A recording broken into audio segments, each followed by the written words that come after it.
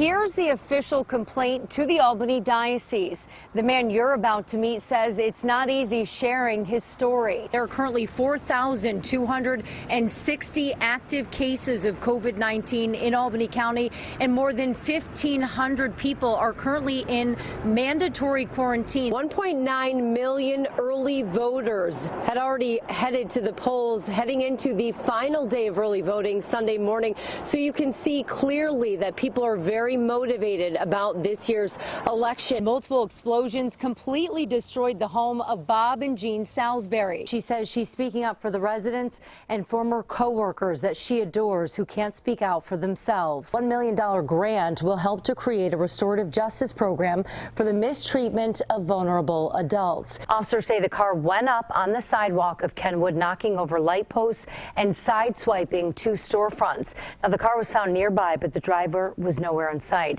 Here's the official complaint to the Albany Diocese. The man you're about to meet says it's not easy sharing his story. This paperwork was forwarded to the district attorney in Albany. Their office says it can't comment on ongoing investigations. What we can tell you is that the Albany Diocese has paid out more than $9 million in compensation and counseling to nearly 100 priest abuse survivors. And they tell us they're getting ready to initiate even more dismissals. I don't believe I will ever forget the monster, what he's done to me. It started at St. Catherine Center for Children in Albany. He'll touch my private parts. It was 1980. Michael Harmon was 11 years old. He told me that if I said anything, if I stopped him, I would be taken away from my mother. Father Edward Pratt was vice chancellor with the Diocese of Albany at the time. Harmon says Pratt also made him and another boy perform sex acts on each other. And Father Pratt would be there watching us. Back then, Pratt was a trusted family friend in the Harmon home. Relatives, Michael says, had no idea what was going on behind closed doors. The abuse, according to Harmon, stopped briefly a year later before starting up again. I can't tell you how many times he would abuse me. It also happened on vacation in New Jersey, according to Harmon, and this complaint the diocese forwarded to the DA's office. We shared a room together, and it was bad. Records obtained by News Channel 13 reveal Harmon's academic and behavioral issues. Around 16, he says he confided in the priest running the chancery and then Bishop Howard Hubbard. I told Bishop Hubbard, I says, Father Pratt's been touching me. I said, I need help. I don't know what to do. I need somebody to help me. And then that's when he says, if I ever hear you again, say anything to anybody, then I will have you arrested. Michael is obviously very courageous in bringing forth his story, and it's graphic and it's hard to listen to at times, but I think for people sitting out there in their homes thinking about this issue, this is what he experienced as a child. Attorney James Marsh with the Marsh Law Firm says the 20-year effort to get the Child Victims Act passed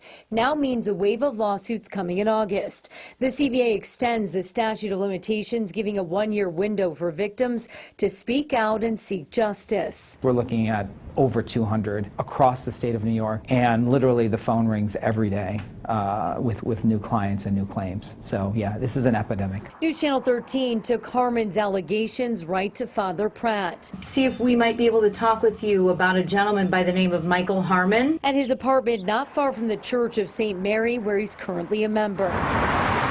Do you remember him? He claims that you abused him at St. Catherine's in Albany. Father Pratt told us over the phone he'd rather not talk about Michael Harmon, that his name sounds familiar, but he needed to speak to his attorney. Pratt hasn't responded to us since. The people that work for God are like your parents. You're supposed to trust them. The Albany Diocese confirms Father Pratt's final assignment was here at Corpus Christi Church in Round Lake. He was here from 1996 to 2002. At that point in time, he was removed. Father Pratt's name and dozens of other Catholic priests within the diocese are on this current list of those credibly accused. Of the 47 priests named, nearly half are deceased. A diocesan spokesman says those still living, including Pratt, are permanently barred from serving as priests.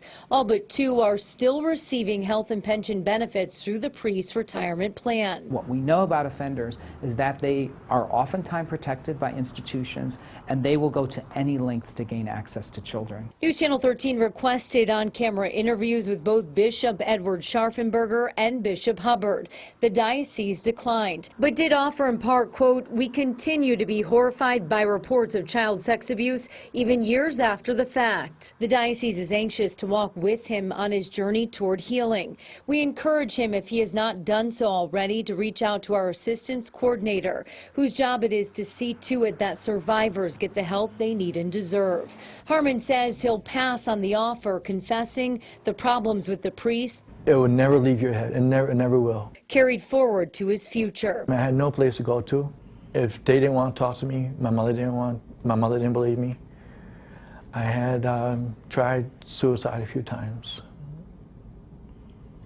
which thank God I failed. But even today, talking about my situation, it gets hard. In April, the current bishop established a task force calling for comprehensive reform. Again, we've asked for an on-camera interview with the bishop, and we're told no. We've also requested an on-camera interview with the state attorney general into her investigation, and we're told that they don't discuss matters involving ongoing investigations.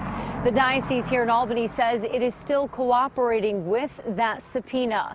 The CVA allows for lawsuits to be filed in August. Reporting in Albany, I'm Jill Konopka, News Channel 13. Jim and Benita, according to the criminal complaint, Kurtz downloaded images of child porn on his home computer, telling investigators he couldn't remember the last time he did so, but he may have downloaded illegal images, quote, by accident, just one day before the Child Exploitation Task Force came knocking at his door. The subject lives there with his wife and we think young son. It's 5 a.m. Monday morning at the FBI in Albany with the Child Exploitation Task Force. He has no criminal history. A dozen federal, state, and local agents are being briefed on a federal search warrant they're about to serve involving allegations of child pornography. They're looking for electronic devices, cell phones, laptops, iPads. So much of their professional lives spent undercover, we can't even show their faces. Soon they pile into a half-dozen cars heading for 73 Aspen Circle on this pre-dawn bust. Based on the activity we're seeing from this address, online activity, that they are at least viewing and downloading, innocent images, inappropriate images of children. 55-year-old Michael J. Kurtz, the criminal complaint says, received and distributed dozens of pictures and videos of child porn through a peer-to-peer file sharing program on his home computer. Federal agents zeroed in on Kurtz using an IP address. The victims in the downloaded images records reveal were as young as 3 and 4 years old.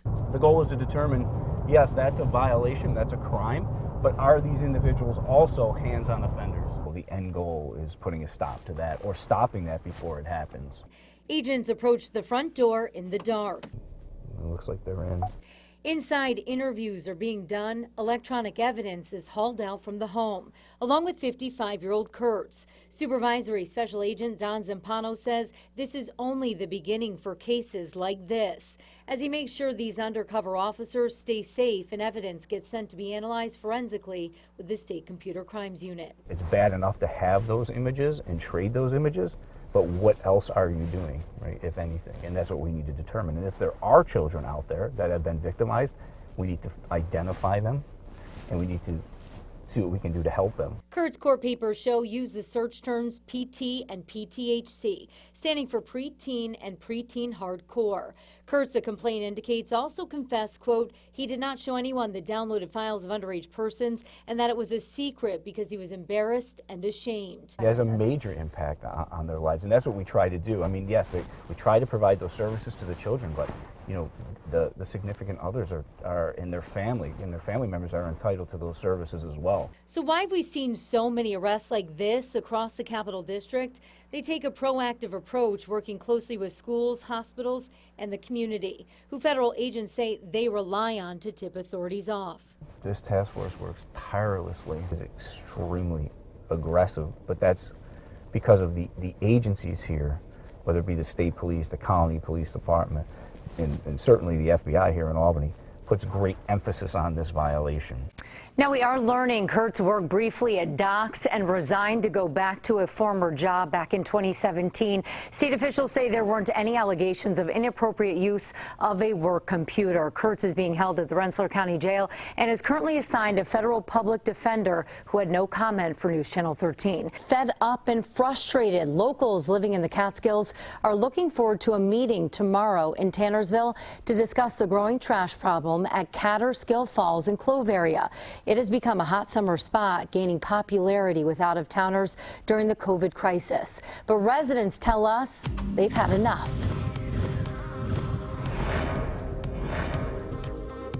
For under Moore's Bridge, there is garbage everywhere. That's Hunter native Shane Valsich Baby diaper, toys, shoes. documenting this trashy situation. It is a trash site. There is garbage just in every nook and in every cranny. The crowds and cars saturating the state highway, and law enforcement on patrol we captured on camera.